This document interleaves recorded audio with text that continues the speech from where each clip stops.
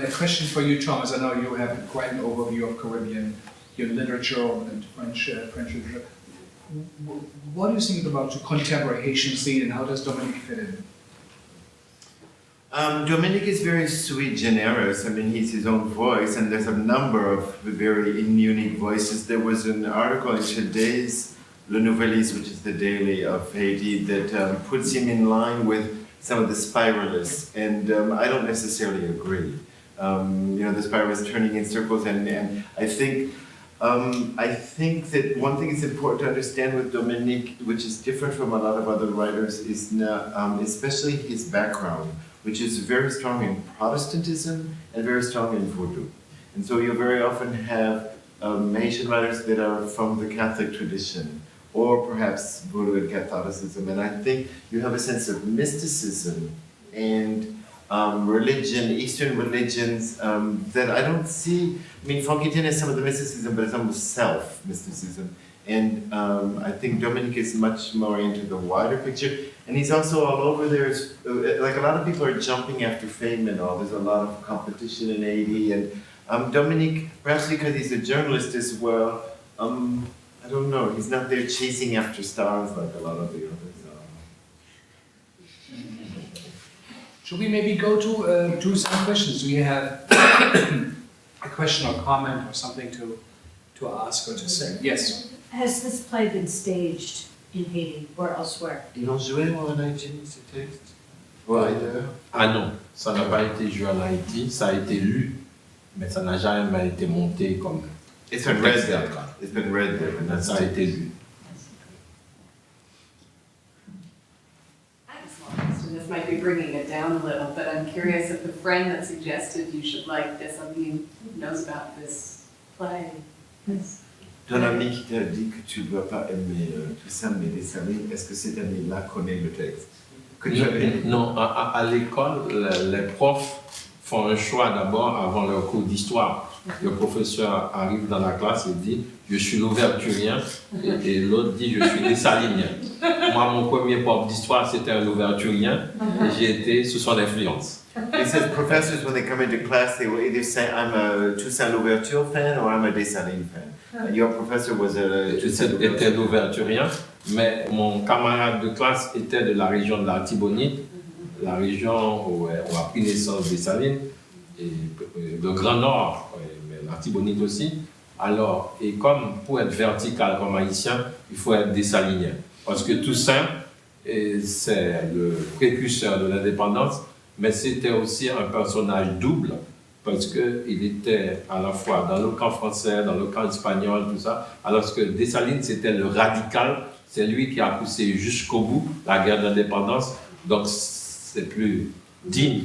There's a few too many things here to translate, but I mean, showing the ambiguity of Toussaint Louverture, who was at once behind the French, behind the Spanish, went back and forth, whereas Dessalines was le plus radical, the most radical of them. And he also mentioned the region from which his classmate was from, the Artibonite, and he's talking about the, which is the Dessalines, where Dessalines was from, but there's a verticality that he sees in the Dessalines, the Artibonite. Et ses slogans étaient clairs, c'était la liberté ou la mort. Freedom or death was Dessalines' slogan. Et lors d'une bataille, il avait dit ceux qui veulent rester esclaves peuvent partir du camp et ceux qui veulent la liberté peuvent rester. Alors, tous les esclaves révoltés ont crié liberté ou la mort et ils ont fait la dernière bataille. And he called, and there were resistant people for fighting because many were killed. He said, any of you want to return to slavery, go now. The rest of you, it's freedom or death. And so there were, Well, I mean, maybe everybody does know, but maybe you could say a few words on the Haitian Revolution that was, so closely followed also in Europe, also in New York City, about one of the early revolutions, right? well, I mean, I think that would be too long to really get into. Very it. short.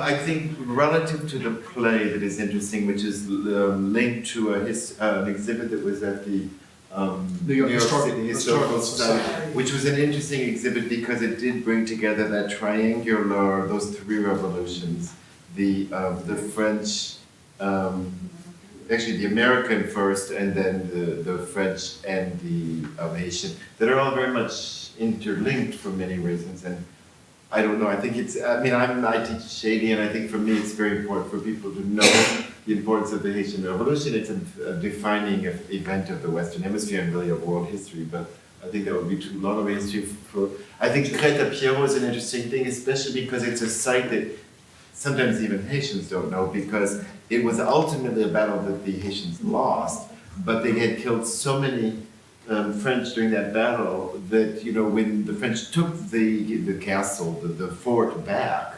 they had lost so much. And it's an interesting site as far as the historical progress of the revolution. Et l'un des 4 pères fondateurs d'Haïti, et bon, ils sont 4, Dessalines, Toussaint, Pétion, Christophe. Christophe avait participé à une bataille pour l'indépendance des États-Unis. Bon. Et je ne sais pas à quel niveau il s'était engagé, parce qu'à l'époque, Haïti n'était pas encore indépendant, mais comme esclave, il avait servi dans la résistance américaine, comme esclave qui était venu combattre pour l'indépendance des États-Unis. So he's mentioning the 4 founding fathers of Haiti, Pétion, Christophe, Toussaint, and Dessalines, of whom there was Christophe, who was, it's a little bit vague, but as a slave participated in, as some know about the Savannah battles, but in the battles for American independence. I guess I wanted to add here that this, especially Dessalines, the figure of this play, it's interesting to compare that with Batraville's role as the character of Christophe. So he's obviously haunted by his national heroes who live very much. I think Je suis fasciné par les personnages historiques parce que moi-même je descends de guerrieros haïtiens. He's a descendant from fighters, and of course especially of Batraville, the infamous Batraville, Benoit Batraville, who was killed by the Americans the American occupation, which was so violent, 1915, 1934, but Benoit, his ancestor, was killed by the Americans, and he's a very well-known resistant to the Americans, which is one of the reasons he does not speak English. That's not, it's for real. Maybe one more, is there one more question? Or? Yeah. A lot of the characters are singing or they're humming. Many of them seem on the verge of totally bursting into song. Do you ever write musical pieces? Ok, dans la pièce, il y a des gens qui sont un peu vers la poésie, vers le chant. Est-ce que tu as écrit de la poésie pour être chanté ou des textes Ah, ok. Alors, d'abord, je suis poète. J'ai commencé à publier mes poèmes à 15 ans, j'étais encore en classe. So his first publications were poetry in Creole. When he was 15 years old, he published his first work. Dans mon écriture, que ce soit la nouvelle, le théâtre, les récits, le roman, il y a toujours une relation avec la poésie. Il y a toujours une poétique dans mon écriture. So no matter what, if it's a novel, a story, theatrical works of poetry, it always has a Il y a une poétique, une relation poetics in, but no, he has not written directly for song. Mais je n'écris pas directement pour la chanson, mais il y a des chanteurs à texte qui ont interprété mes poèmes, dont Willy Saint-Louis, dont d'autres chanteurs ont adapté à la poésie, même au cinéma, mes textes poétiques. And so he has had some of his texts adapted to song, including by the singer who was at the beginning of that the second film, Wooly, W-O-O-L-Y, Wooly, Saint-Louis, St. Louis, Jean. And he has 2 albums of texts by Haitian poets and writers that he's put to. Parce que la chanson, c'est un point focal pour l'identité haïtienne. Il y a un penseur haïtien, c'est Jean Prasmas, qui disait Haïti repose sur 3 piliers. C'est un peuple qui rit, qui chante et qui danse. So the famous Haitian ethnographer Jean Prasmas said the Haitians are a people who dance, sing, and laugh.